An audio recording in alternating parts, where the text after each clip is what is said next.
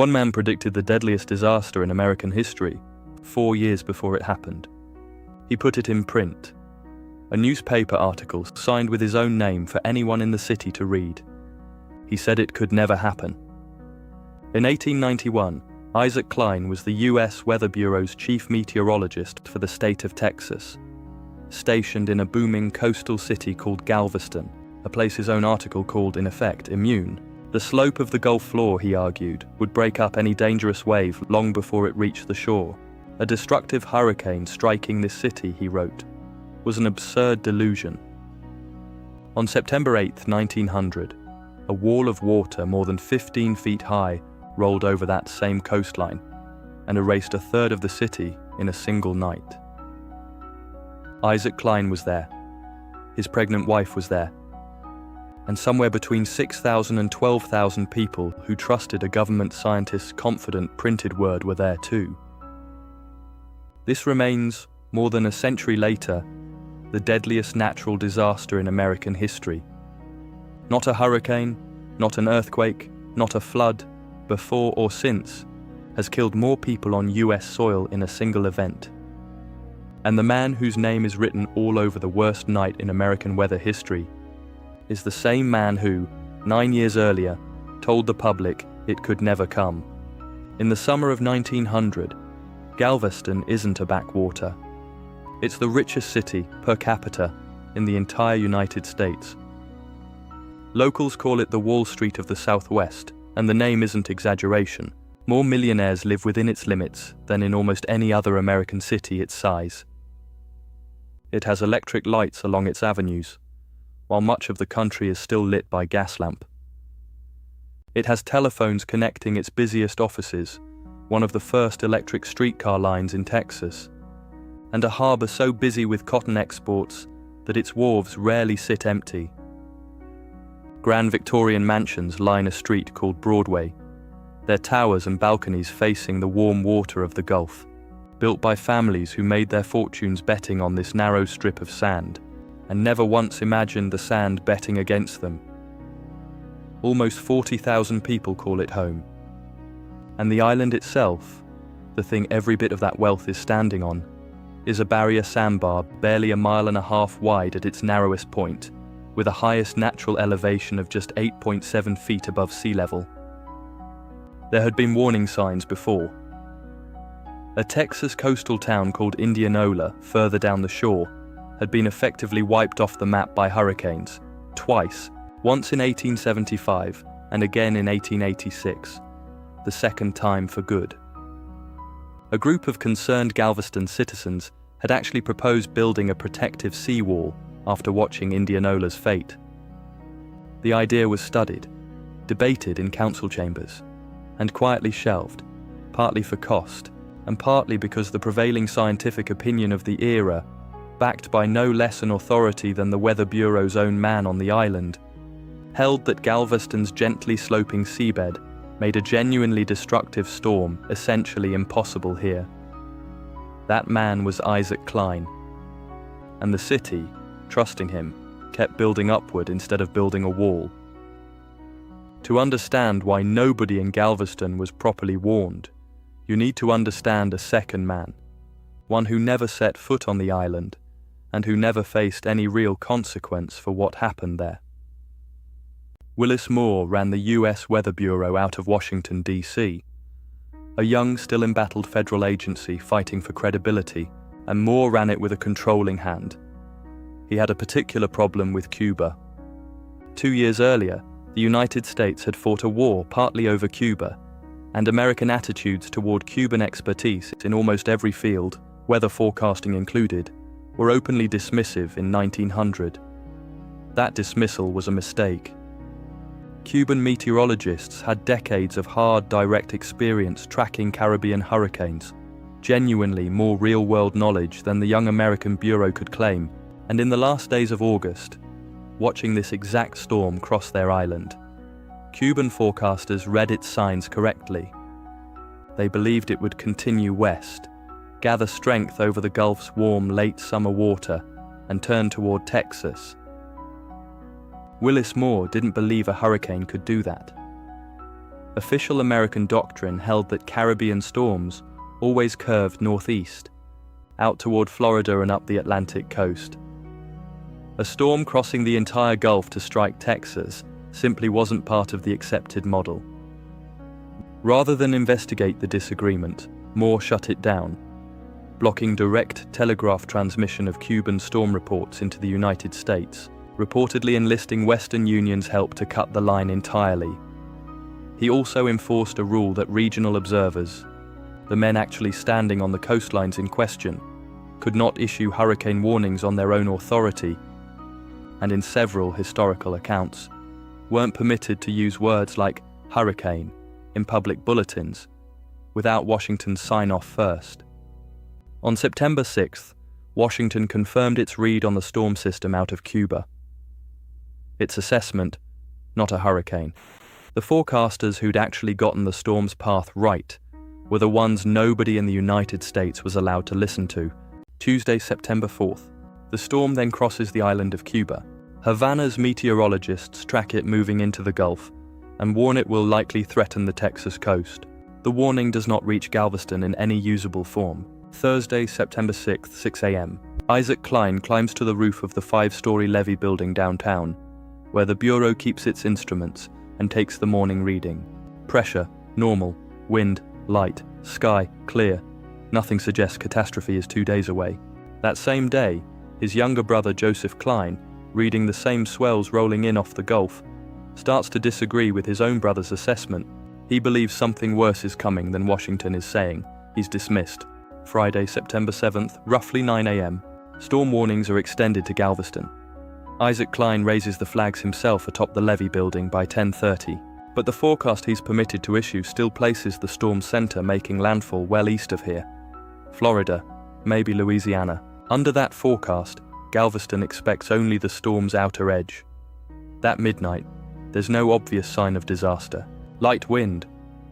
But Cline notices long, heavy ocean swells breaking on the beach with a deep, unfamiliar sound, and a tide sitting higher than calm weather should allow. Out on the beach, curious residents actually gather to watch the unusually large waves. A novelty, not a warning, to people who've seen minor flooding before and always been fine. Saturday, September 8th dawn. An ordinary, blustery late summer Saturday, at least at first. It's the end of the work week. People go to their jobs. Homes here are built up on pilings as a routine precaution against the occasional high tide. Nobody treats this morning as an emergency, and in 1900, there's no siren, no mass evacuation order, no real mechanism for one even if there had been. By mid-morning, rain has started and wind is climbing. Cline is back on the roof, and this time the barometer is unmistakably falling fast. He begins to understand, hours before Washington's models will admit it, that this storm is closer and stronger than the official forecast claims. By early afternoon, the Gulf side of the island is already flooding, and the water is moving inland faster than anyone expects. Streets dry at breakfast are impassable by lunch. Families start moving into what they believe are the sturdiest houses on their block. And Isaac Cline's home at 1125 Avenue Q, one of the most solidly built residences in the city, becomes exactly that kind of shelter. Neighbors arrive throughout the afternoon, believing correctly that it's one of the safest structures nearby, not yet understanding that no house on this island was built for what's actually coming. By late afternoon, sustained winds are estimated well past hurricane force. The city's own wind gauge fails at around 100 miles an hour, and Cline's later reconstruction puts the storm's true peak closer to 120, some estimates run even higher, and then the telegraph lines go down. Galveston is completely cut off from the outside world, mid-disaster, with no way to call for help, and no way for anyone beyond the island to know what's actually happening. Here is the detail almost nobody standing on that island fully understood yet, including Isaac Cline himself. The real killer wasn't the wind, it was the surge. A storm surge is not a wave. It's the sea itself, physically pushed and piled up ahead of the storm, rising and staying risen, rather than cresting and pulling back the way an ordinary tide does. By some later reconstructions, the water around Galveston rose as much as 4 feet in a single hour that evening. Across an island whose highest ground stood under 9 feet above sea level, a surge over 15 feet high didn't just flood the streets. It erased the difference between where the land ended and the Gulf began. Wood frame houses, the overwhelming majority of Galveston's homes, didn't fail gradually. They failed all at once, entire structures giving way and locking together into an enormous grinding raft of wreckage that the surge then drove forward through the city like a battering ram, adding more debris to itself with every block it crossed. Brick buildings that residents had trusted as safe went down too, one after another, under the weight of that moving wall. Isaac Cline's own house, sheltering an estimated 50 people who'd come to it that afternoon for safety, was one of the structures the wall of debris finally reached. Sometime after dark, between 7 and 8 p.m., the Cline house collapses. Isaac is thrown into the churning water along with his wife, Cora, 6 months pregnant, and their 3 young daughters. Falling timber briefly knocks him unconscious. When his mind clears, he's in the water, holding on to his youngest daughter. There's no sign of Cora. His brother Joseph reaches him about 5 minutes later, in total darkness, with the other 2 Cline children. Together, 2 men, 3 children, a stranger, and her own child, they manage to pull from the debris. They cling to a fragment of wreckage and drift for roughly 3 hours, through streets that are actively coming apart around them, the wind still screaming, the water still climbing. They finally come ashore about 300 yards from where the house had stood. Cora Cline does not survive. Isaac Cline, the man who, 9 years earlier, had written that a destructive hurricane could never reach this city, spends that night in the flooded ruins of it, having lost his wife and unborn child to the exact storm his own published theory said was impossible. At St. Mary's Orphanage on the island's west end, 10 nuns face their own version of that same night. To keep from being separated from the children in their care, they tie themselves together with clothesline. 90 children and all 10 nuns drown. 3 children survive. Sunday, September 9th, dawns on a version of Galveston that no survivor will ever fully describe without struggling for the words. Roughly a third of the city is simply gone. An estimated 3,500 homes destroyed. Around 2,600 houses erased from their foundations. 1,500 acres of shoreline gone. A high water mark later measured at nearly 16 feet. Entire families vanish with no one left alive to report them missing. Newspapers across Texas begin printing lists of the dead that will run for weeks.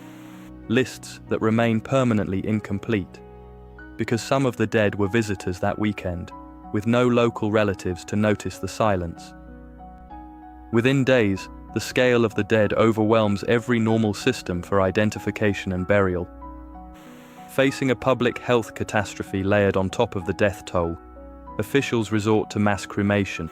Facing a public health catastrophe layered on top of the death toll, officials resort to mass cremation, burning the unidentified dead in pyres across the ruined city. Solemn fires that burn for weeks.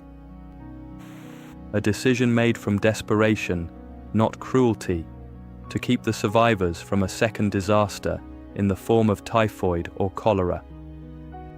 Reports from the period also describe armed groups shooting suspected looters in the darkened streets, a grim postscript to a night that had already taken almost everything else.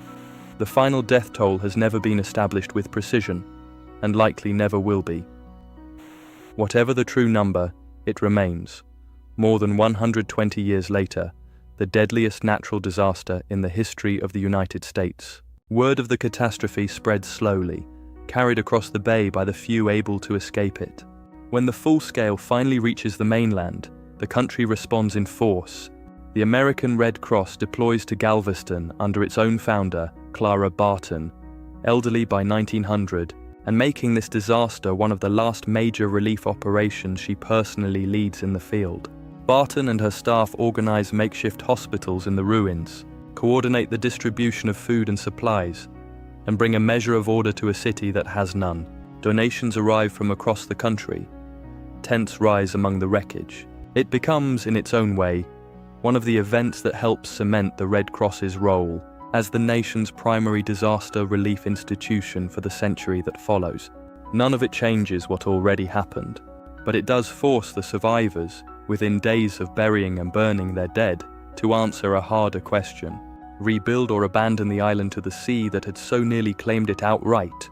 In his official report to the Weather Bureau's monthly weather review, Isaac Cline writes with plain, devastating honesty that a seawall, the very protection his own city had debated and shelved years earlier, would have broken the force of the surge and saved a substantial number of lives. He does not, in his official capacity, publicly blame Washington. But the record tells its own story.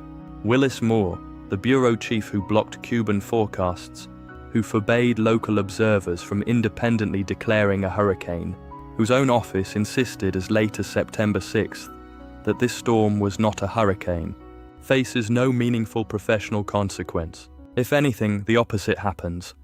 Weeks later, Moore issues an official commendation, praising Cline and his staff for what he calls their heroic devotion to duty in warning the public, a version of events that later historians, most prominently Eric Larson in Isaac's Storm, argue significantly overstates how much real warning actually reached ordinary people in time to matter, and reads at least partly like an agency protecting its own reputation. Isaac Cline himself is never publicly blamed, and his career actually advances in the years that follow. He's later promoted within the Bureau. Whether that reflects genuine merit, institutional guilt, or an agency simply closing ranks around one of its own, remains debated by historians today. What's certain is that the man whose 1891 article helped talk his own city out of a seawall spends the rest of his long professional life becoming one of the era's leading American authorities on hurricanes, studying, for decades, the exact kind of storm his younger self was certain could never reach him. Galveston doesn't disappear, but it also refuses, against every reasonable expectation, to simply give the island back to the sea. Starting in 1902, the city begins one of the most audacious civil engineering projects attempted anywhere. Up to that point in American history, a massive curved concrete seawall rises along the Gulf-facing shoreline, eventually stretching more than 3 miles, standing roughly 17 feet high, its outer face deliberately curved to catch incoming waves and throw their force back up and out, rather than letting them hit flat. But a wall alone can't save a city whose streets still sit at their old, dangerously low vulnerable elevation. So Galveston attempts something even stranger, raising the entire island underneath itself. More than 2,000 buildings, homes, churches, one entire cathedral, are lifted, structure by structure, on hand-turned jack screws, sometimes with residents still living inside them, climbing temporary walkways to reach front doors that now hang several feet above the old ground level. Beneath the raised buildings, dredges pump millions of cubic yards of sand and seabed slurry, filling the empty space until it dries into new, higher ground. Block by block, over roughly 7 years, the grade of the entire city is permanently lifted by as much as 8 feet, sloping gently down toward the bay so that any future floodwater has somewhere to go. Besides inside someone's living room, it works. In 1915, another hurricane of comparable strength to the 1900 storm strikes Galveston again. The seawall holds, the raised grade holds. Total deaths from the 1915 storm: 8. Isaac Cline spent the rest of his long career studying hurricanes, becoming one of the most respected meteorologists of his generation, and lived until 1955. More than half a century past the storm that took his wife and nearly took him along with her. There's no record that he ever publicly recanted his 1891 article in so many words. But everything he did with the decades that followed was, in effect, the correction. A lifetime spent trying to understand exactly the kind of storm his younger, more certain self had insisted couldn't happen. The Galveston hurricane remains the deadliest natural disaster in American history. Not because the science to predict it didn't exist. Cuban forecasters, 90 miles away, read this storm's real path correctly, days in advance. It remains the deadliest disaster in American history because the men with the authority to act on that warning were more concerned with whose forecast got the credit than with who might die without it. More than a century later, the water is rising again, and not metaphorically. Warmer oceans are already producing stronger, wetter, faster intensifying storms along the same Gulf Coast that swallowed Galveston in a single night. Cities are still choosing right now between the cost of a seawall and the comfort of believing it probably won't happen here. Somewhere, a real warning is likely sitting in a forecast model or a data feed that some larger institution has quietly decided is either too alarming to release or too inconvenient to admit came from outside its own walls. Galveston didn't drown because nobody saw the storm coming. It drowned because the people who saw it clearly weren't the people anyone in power was willing to listen to. 125 years later, that's still the only part of this story that hasn't been rebuilt.